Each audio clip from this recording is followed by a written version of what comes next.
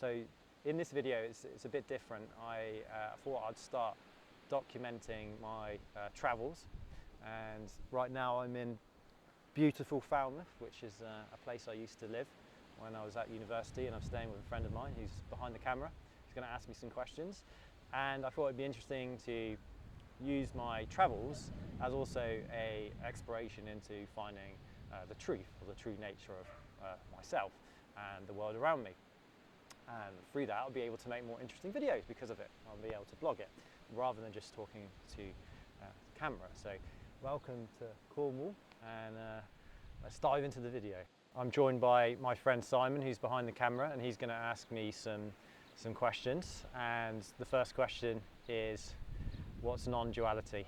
So the concept of non-duality basically is where you see clearly your own direct experience rather than an idea that's thrown up by the mind of what your experience is. So what's difficult about seeing your experience clearly is that the mind is constantly firing off ideas about what's happening within your experience. So you get distracted by those ideas.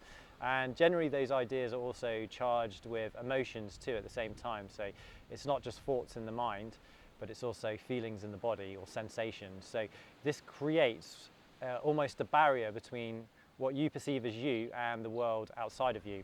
Now, that's actually a flaw because that's not the truth to what you're actually experiencing. So it's almost like creating what feels like a false barrier between you and the world, and that's not actually true. And this all ties into the idea of being a self as well, somewhere located within your experience. So one of the first, I guess, practices or keys to unlocking non-duality for your own self, your own direct experience, is to investigate the self, or the center of the self. So you can actually do this practice right now and sit down and close your eyes and try and find where the self is. So you can sit down, close your eyes, and where is the self? And you'll realize that you can't find it. And at least there isn't, or sorry, if there is a self, it doesn't have a center. It's not located anywhere within your experience.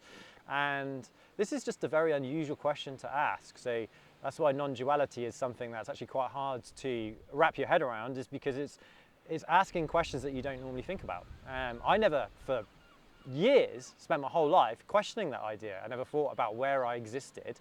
I just knew I did exist, but I didn't question what that thing was that was existing within me.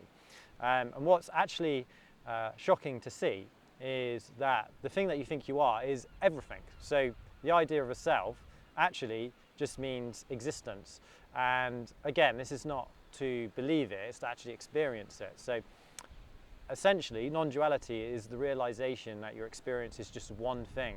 So direct, one thing. So a bit like when you have a dream, and let's say you wake up from that dream and someone was to ask you what was the nature of the dream, you would be like, oh, it was just all in my head. And everything within the dream would have been created through your head. So the actual same thing is happening right now, but you can't see it, again, because of the fact that you've got a mind and you've got this body and it's full of sensations. So it's creating this what feels like a false barrier. But even the mind, even the thoughts, even the sensations, and the ideas that exist within your mind are still within this one field of consciousness that you actually are.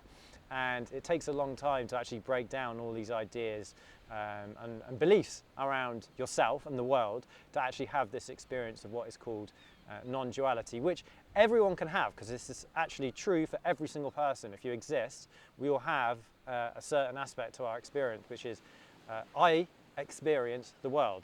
And generally, with most traditions when it comes to non-duality, is to focus in firstly on the I, then the world, and then merge the two together. So that's what non-duality is for dummies, I guess you could say.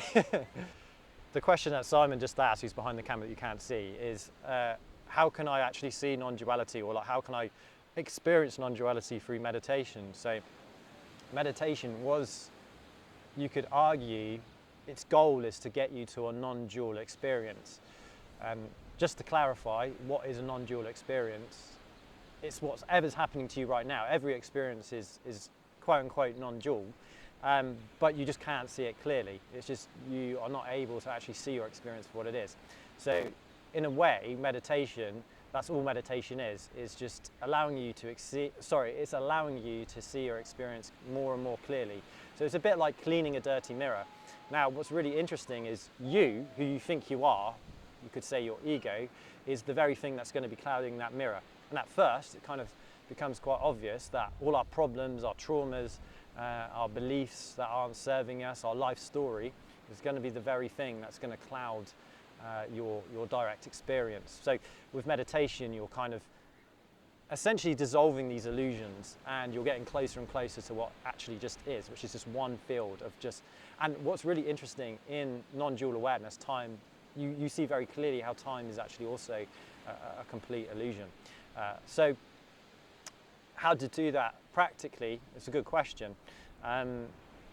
Any meditation technique will actually serve you in getting closer and closer to a non-dual experience, but like I said, every experience is non-dual. So with that said, the best way to kind of penetrate that at its deepest level is to just contemplate non-duality. Use certain questions.